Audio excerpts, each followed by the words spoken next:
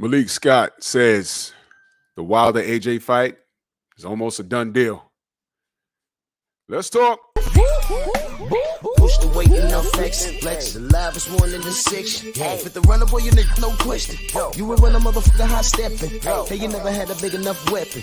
Motherfucker never learned your lesson. I'm a 88 pack nigga. I'm a 88 pack nigga.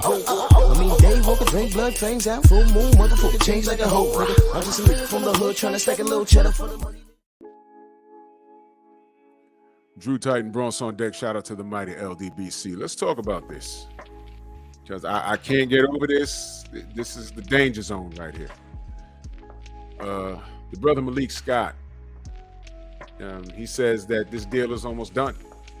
The deal is almost done between Deontay and AJ.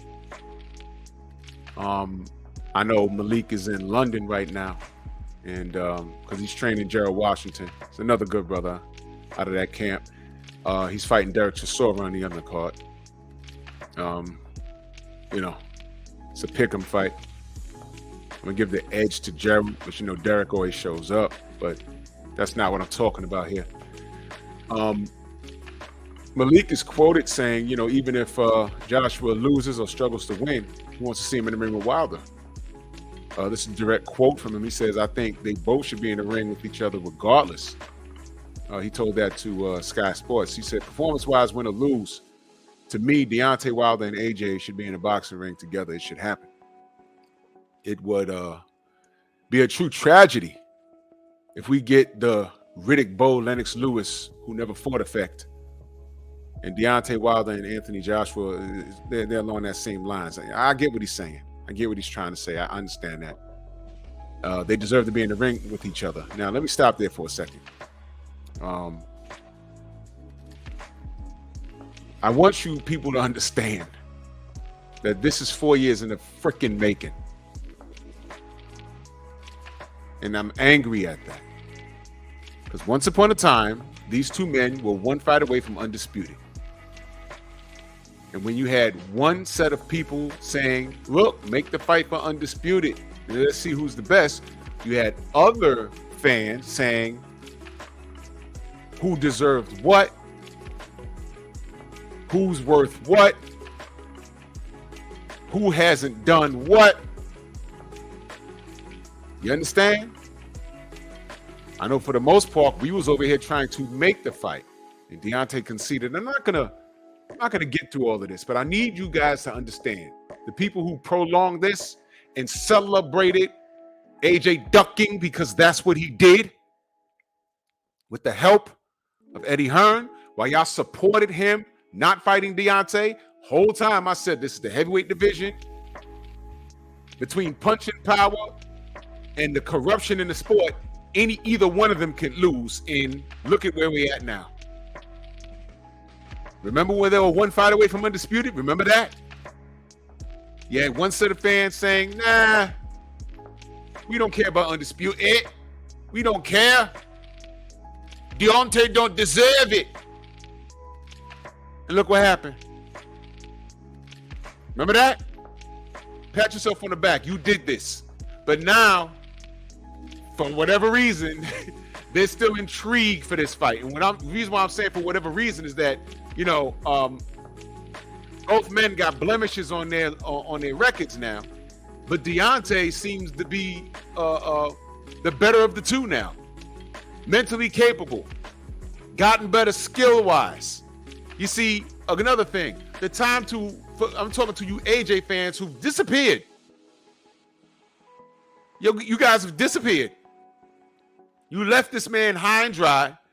The time to have gotten Deontay was 4 years ago, because now he's better. And as far as AJ is concerned, what you see is what you get. He's only had one fight with Derek James. So it's going to take him a while to get adjusted to what Derek James is trying to teach him. And now, Derek James is coming off of that Errol Spence defeat. So now you got to deal with a couple of things. Is AJ correct mentally? Because I didn't like how he looked in his last fight. 2 losses in a row, a win in his last fight. He didn't look dominant.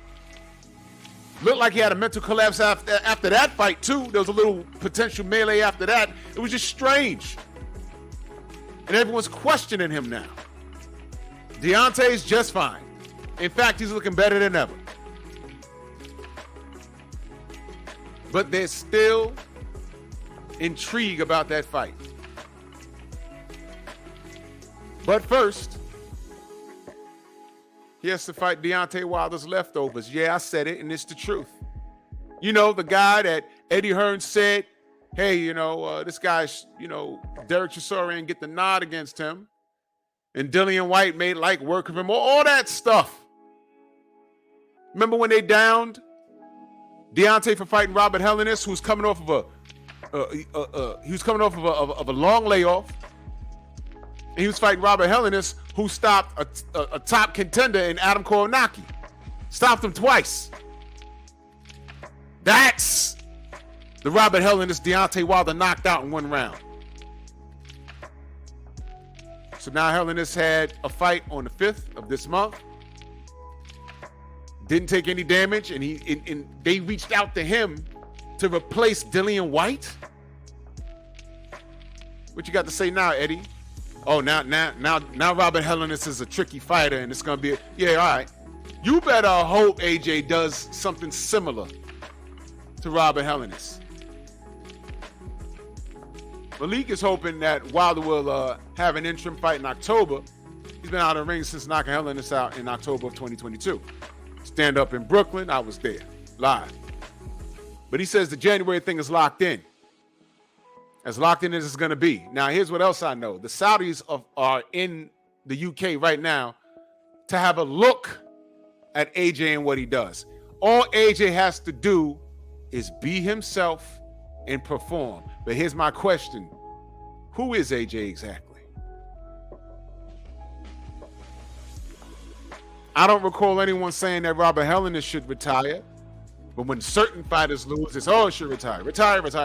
No one ever said that about Toro Gatti. No one ever said that about Manny Pacquiao after Marquez flatlined him. I know. It depends on who's getting knocked out or who's looking bad. Retire. Deontay should have retired. Come back, knocked out Helenius, and they just discredited him. Robert came back, scored a TKO. Now he's getting in the ring with AJ. Not one word of him retiring. Question. What if AJ goes in there and struggles, goes 12 rounds, or loses? Did he retire? I don't know. Depends on who you ask. There's a lot riding on this fight. Once again with AJ. Just remember, y'all did this.